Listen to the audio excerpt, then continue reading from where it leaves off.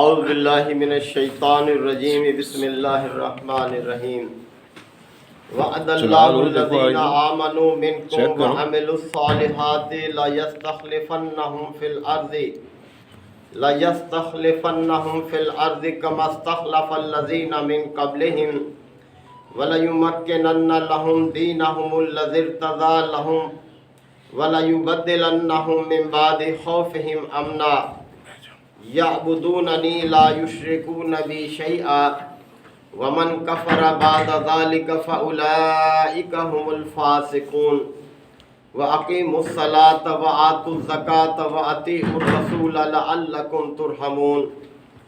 لَا تَحْسَبَنَّ الَّذِينَ كَفَرُوا مُعْجِزِينَ فِي الْأَرْضِ وَمَأْوَاهُمُ النَّارُ وَلَبِئْسَ الْمَصِيرُ صدق اللہ مولانا العظیم۔ حضرات، سورہ نور کے یہ 7ویں رکوع کی اختتامی آیات ہیں۔ یاد رہے کہ سورہ نور مدنی سورہ مبارکہ ہے اور مدنی دور نبی کریم صلی اللہ علیہ وسلم کا میدان جہاد کا دور ہے، یعنی مسلسل غزوات جاری تھیں، کفر اسلام کے درمیان معرکہ جاری تھا، اور مدنی دور میں نبی کریم صلی اللہ علیہ وسلم نے کوئی 80 سے زیادہ جنگیں ہیں جو ترتیب دی ہیں۔ تو اندازہ کیا جا سکتا ہے کہ کتنی کشمکش کا یہ دور تھا، اور کفر اور اسلام برابر برابر کے لگتے تھے۔ اسی لیے منافقین جو تھے وہ دونوں طرف اپنی وفاداری جتلاتے تھے کہ جو بھی لوگ کامیاب ہوں گے ہم انہی کے ساتھ ہو جائیں گے۔ تو اللہ تعالیٰ نے اس مشکل وقت میں ایک وعدے کو یاد دلایا ہے۔ اللہ کا وعدہ ہے، فرمایا کہ وَأَنْتُمُ الْأَعْلَوْنَ إِن كُنتُم مُؤْمِنِينَ، کہ تم ہی سر بلند ہوگے بشرطے کہ تم مومن ہوگے۔ یعنی اگر صاحب ایمان ہوگے، ایمان کے تقاضوں کو پورا کرنے والے ہوگے، تو تمہیں سر بلندی حاصل ہوگی، تمہارا ہی ڈنکا بجے گا، تمہارا ہی دور دورہ ہوگا، سب تمہارے آگے کمزور ہوں گے۔ تو یہاں بھی ایک وعدے کی یاد دہانی کرائی جا رہی ہے۔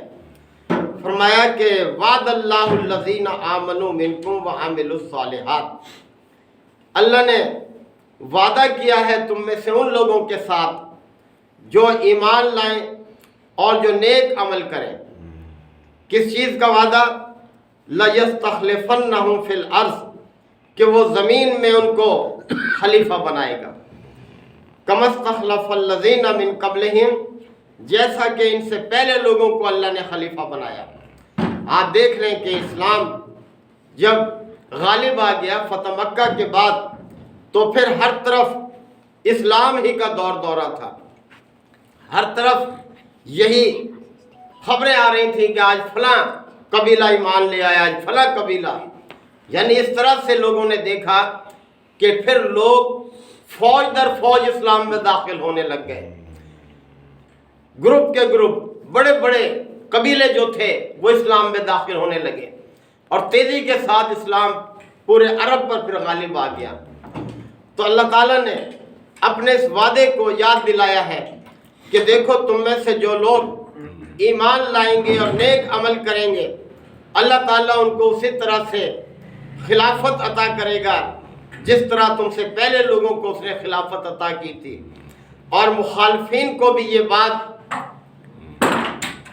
سمجھائی جا رہی ہے کہ تم یہ نہ سمجھو کہ تم غالب رہو گے، تمہیں اقتدار حاصل رہے گا، بلکہ جو ایمان والے ہیں اور ایمان کے تقاضوں کو پورا کرنے والے ہیں وہی سر بلند ہوں گے۔ وَلَيُمَكِّنَنَّ لَهُمْ دِينَهُمُ الَّذِي ارْتَضَىٰ لَهُمْ، اور اللہ تعالیٰ مسلمانوں کے اس دین کو مضبوط بنیادوں پر قائم کر دے گا جسے اس نے ان کے لیے پسند کیا ہے۔ اللہ تعالیٰ نے اپنے بندوں کے لیے جس طریقہ زندگی کو پسند کیا ہے وہ اسلام ہے۔ جیسے کہ اعلان فرمایا گیا کہ الیوم اکملت لکم دینکم، کہ آج میں نے تمہارے لیے تمہارا دین مکمل کر دیا۔ ورضیت لکم الاسلام دینا، اور میں تمہارے لیے اسلام کو دین مقرر کر کے راضی ہو گیا۔ تو اللہ تعالیٰ نے دین اسلام ہی کو اپنے بندوں کے لیے پسند کیا ہے، اور اس کے علاوہ اگر کوئی کسی اور دین کو اختیار کرے گا تو اللہ تعالیٰ اس کو ہرگز قبول نہیں کرے گا۔ تو اس لیے فرمایا کہ اگر تم ایمان والے ہوگے اور نیک عمل کرنے والے ہوں گے تو اللہ تعالیٰ تمہیں اسی طرح سے زمین میں خلافت عطا کرے گا جس طرح تم سے پہلے لوگوں کو اس نے خلافت عطا کی تھی، اور تمہیں اس دین کی مضبوط بنیادوں پر قائم کر دے گا جس دین کو اس نے تمہارے لیے پسند کیا ہے۔ وَلَيُبَدِّلَنَّهُمْ مِنْ بَعْدِ خَوْفِهِمْ أَمْنًا، اور اس وقت جو خوف کی صورتحال ہے اللہ تعالیٰ اس خوف کی صورتحال کو امن سے تبدیل کر دے گا۔ تو دیکھیں سب گواہ ہے، تاریخ گواہ ہے اس بات پر کہ جب اللہ تعالیٰ نے غلبہ عطا کیا، یعنی دین جب غالب آ گیا فتح مکہ کے بعد، تو پھر کس طرح سے اہل ایمان کو امن نصیب ہو گیا، وہ خوف کی کیفیت ختم ہو گئی۔ تو اس لیے فرمایا جا رہا ہے کہ اللہ تعالیٰ اس خوف کی کیفیت کو امن میں تبدیل کر دے گا۔ یعبدوننی، پس تمہیں یہ چاہیے کہ تم میری بندگی کرو، میری بندگی پر اپنے آپ کو کاربند رکھو، لا یشرکون بی شیئا، اور میرے ساتھ کسی کو شریک نہ ٹھہراؤ۔ یہ سب سے بڑی نیکی ہے کہ اللہ کے ساتھ کسی کو شریک نہ ٹھہرایا جائے، اللہ کی توحید پر اپنے آپ کو قائم رکھا جائے۔ اور یہ شرک اتنا بڑا گناہ ہے کہ اللہ تعالیٰ نے بار بار اس کو دہرایا ہے کہ ان اللہ لا یغفر ان یشرک بہ، اللہ تعالیٰ اس کو معاف نہیں کرے گا جس نے اس کے ساتھ شرک کیا، وَيَغْفِرُ مَا دُونَ ذَلِكَ لِمَن يَشَاءُ، اور اس کے علاوہ وہ جسے چاہے گا معاف کر دے گا۔ تو اس لیے اللہ تعالیٰ نے یہاں پھر نصیحت فرمائی ہے کہ بس تمہیں اس چیز پر کاربند رہنا چاہیے کہ میری بندگی کرتے رہو اور میرے ساتھ کسی اور کو شریک نہ کرو۔ اس کے علاوہ جو چھوٹی موٹی کوتاہیاں ہیں، کمزوریاں ہیں، اللہ تعالیٰ بہت درگزر کرنے والا ہے، ان کو درگزر سے کام لے گا۔ اور پھر فرمایا وَمَنْ كَفَرَ بَعْدَ ذَلِكَ، اور اس کے بعد جس نے کفر کیا، کفر کا مطلب ناشکری بھی ہے اور انکار حق بھی ہے۔ ناشکری یعنی اہل ایمان کو باور کرایا جا رہا ہے کہ تمہیں خلافت ملنے کے بعد اگر اس کی قدر نہ کی، ناشکری کی، تو پھر یاد رکھو پھر اللہ کا یہ وعدہ نہیں ہوگا تمہارے ساتھ۔ اور اسی طرح سے انکار حق کرنے والوں کو بھی ہے، یعنی جو منافقت کر رہے تھے کہ اگر تم نے اپنی روش نہ بدلی تو پھر اللہ تعالیٰ سے تم بچ نہیں سکتے، وہ تمہاری ساری حرکتیں اللہ کے علم میں ہیں۔ تو اس لیے فرمایا وَمَنْ كَفَرَ بَعْدَ ذَلِكَ، اور اس کے بعد جو بھی کفر کرے گا فَأُولَئِكَ هُمُ الْفَاسِقُونَ، تو پھر ان کا شمار فاسقوں میں ہوگا۔ اللہ کے نزدیک وہ فاسق ہے جو کفران نعمت کریں یا انکار حق کریں، وہ سب اللہ کے سامنے فسق میں مبتلا ہیں۔ وَأَقِیمُوا الصَّلَاةَ، پس نماز کو قائم رکھو۔ نماز کو بار بار قائم کرنے کا حکم ہے قرآن مجید میں، اور قائم کرنے میں سارے پہلو شامل ہیں نماز کے، یعنی ایسی نماز جس میں اس کی ساری خوبیاں موجود ہوں،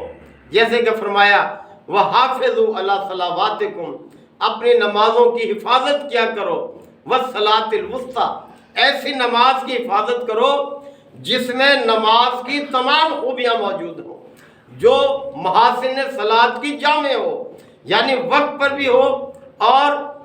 تکبیر اولیٰ بھی تمہاری ضائع نہ ہو۔ بہت اہم ہے یہ تکبیر اولیٰ۔ آپ صلی اللہ علیہ وسلم کے دور میں اگر کسی صحابی کی تکبیر اولیٰ رہ جاتی تھی تو اس کے پاس باقی افراد تعزیت کے لیے جاتے تھے کہ بھائی تمہارا تو بہت بڑا نقصان ہو گیا۔ اور نماز سے پہلے نماز کے انتظار میں بیٹھنا، حدیث میں یہ آتا ہے کہ وہ بھی نماز میں شامل ہوتا ہے وہ وقت۔ اللہ تعالیٰ کی اتنی وسیع ہے یہ رحمت اپنے بندوں کے لیے،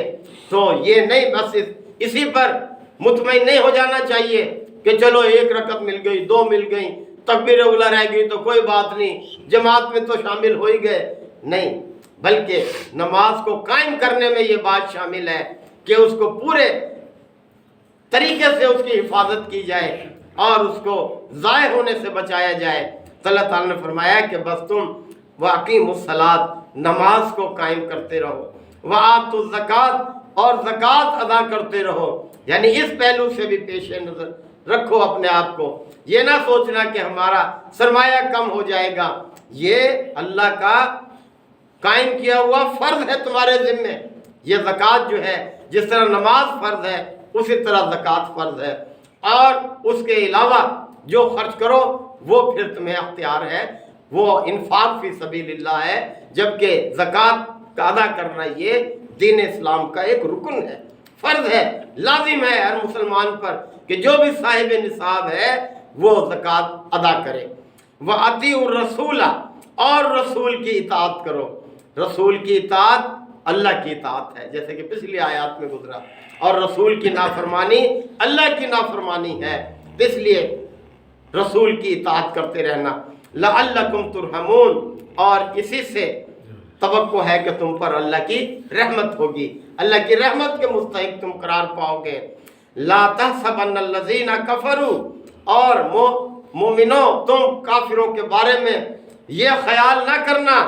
کہ موجزین فی الارض، کہ وہ زمین میں اللہ کو عاجز کر دیں گے، اللہ کو عاجز کوئی نہیں کر سکتا، اسلام غالب ہو کر رہے گا، یہ غالب ہونے کے لیے ہی آیا ہے۔ اور دنیا نے دیکھا کہ کتنا عرصہ تھا، 23 سال کا عرصہ، کیا ہوتا ہے قوموں کی زندگی میں، ایک ایسی قوم جو کہ اخلاق اور کردار کی پستیوں میں گری ہوئی تھی، اس کو کس طرح سے اٹھا کھڑا کیا اس دین اسلام نے۔ تو اس لیے کہا جا رہا ہے کہ لا تحسبن الذین کفروا، تم کافروں کے بارے میں یہ خیال نہ کرنا کہ موجزین فی الارض، کہ وہ زمین میں اللہ کو عاجز کر دیں گے، وَمَأْوَاهُمُ النَّارُ، ان کا ٹھکانہ تو جہنم ہے، دوزخ ہے ان کا ٹھکانہ، وَلَبِئْسَ الْمَصِيرُ، اور وہ تو بہت برا ٹھکانہ ہے۔ اللہ تعالیٰ فرما رہا ہے کہ بہت برا ٹھکانہ ہے، تو کتنا برا ہوگا پھر وہ، یعنی وہ تو ایک لمحے کے لیے بھی جو ہے اللہ کسی کو نہ لے جائے وہاں پر، اتنا برا ٹھکانہ ہے۔ اور اس سے بچنے کی ایک ہی راہ ہے جو اللہ تعالیٰ نے فرما دی کہ نماز کو قائم کرتے رہو، زکوٰۃ ادا کرتے رہو، اور زندگی کے جتنے بھی پہلو ہیں پیارے پیغمبر کی اطاعت کرتے رہو، ان کی سیرت کو اپناتے رہو، تو بس پھر تم کامیاب ہو۔ اللہ تعالیٰ ہمیں اسی چیز کی توفیق عطا فرمائے۔ وآخر دعوانا ان الحمدللہ رب العالمین، الحمدللہ رب العالمین، والصلاۃ والسلام علی رسولہ الامین۔ ربنا آتنا فی الدنیا حسنہ وفی الآخرۃ حسنہ وقنا عذاب النار وادخلنا الجنۃ مع الابرار، یا عزیز و یا غفار یا رب العالمین۔ اللہم انک عفو کریم تحب العفو فاعف عنا، اللہم من احییتہ منا فاحیہ علی الاسلام، ومن توفیتہ منا فتوفہ علی الایمان، یا شافی الامراض اشف مرضانا ومرضى المسلمین، یا قاضی الحاجات اقض حاجاتنا وحاجات المسلمین، اللہم اعز الاسلام والمسلمین، اللہم اجرنا من النار، اللہم حاسبنا حسابا یسیرا، رب یسر ولا تعسر وتمم بالخیر وبک نستعین، ربنا تقبل منا انک انت السمیع العلیم وتب علینا انک انت التواب الرحیم، صلی اللہ تعالی علی خیر خلقہ محمد وآلہ وصحبہ اجمعین۔